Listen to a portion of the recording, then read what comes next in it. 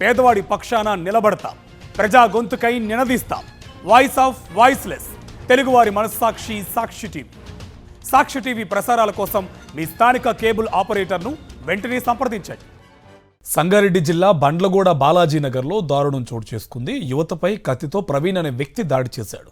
అనంతరం ఆత్మహత్యకు యత్నించాడు ప్రవీణ్. యువతి అక్కడికక్కడే మృతి చెందింది. ప్రవీణ్ పరిస్థితి విషమంగా ఉంది.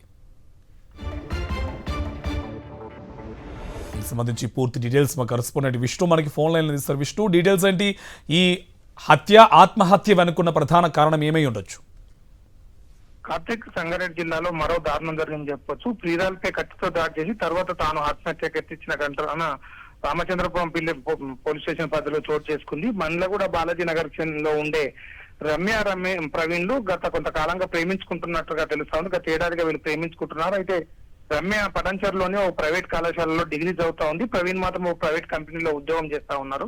వీళ్ళు ఏడాది కాలంగా ప్రేమించుకున్నట్టుగా కాలనీ వాసులు చెప్తా ఉన్నారు. అయితే ఈ రోజు మధ్యాహ్నం 1 గంట సమయంలో, ఈ రోజు మండే కావడంతో కంపెనీకి హాలిడే ఉండడంతో కాలేజీ నుండి వచ్చిన రమ్య ఇంటికి వస్తున్న సమయంలో ప్రవీణ్ ఒక్కసారిగా రమ్య మెడపై కత్తితో దాడి చేశాడని చెప్పని, అయితే కత్తితో దాడి చేయగానే రమ్యకు తీవ్ర రక్తం గాయాలవడంతో రమ్య అక్కడికక్కడికే మృతి చెందడంతో వెంటనే రమ్య వాళ్ళ ఇంటి ఎదురుగానే ప్రవీణ్ కూడా కత్తితో పొడుచుకున్నాడు. అయితే ప్రవీణ్ కూడా పరిస్థితి విషమంగా ఉంది. కాలనీ వాళ్ళు వెంటనే ప్రవీణ్ ను ఆసుపత్రికి తరలించారు. అయితే వీళ్ళిద్దరూ అనుకునే, అంటే ప్రేమికులు కాబట్టి ఆత్మహత్య చేసుకోవాలని అనుకున్నారా, లేదంటే వేరే ఏదైనా కారణంతో ముందు రమ్యపై దాడి చేసి తర్వాత తను ఆత్మహత్యకు ప్రయత్నించాడన్న విషయంలో పోలీసులు విచారణ జరుపుతున్నారు. ప్రస్తుతం అయితే రమ్యకు సంబంధించిన మృతదేహాన్ని పోస్ట్ మార్టం నిమిత్తం పంపించారు. ప్రవీణ్ ఆసుపత్రికి తరలించారు. కిషోర్. Right, thank you Vishnu.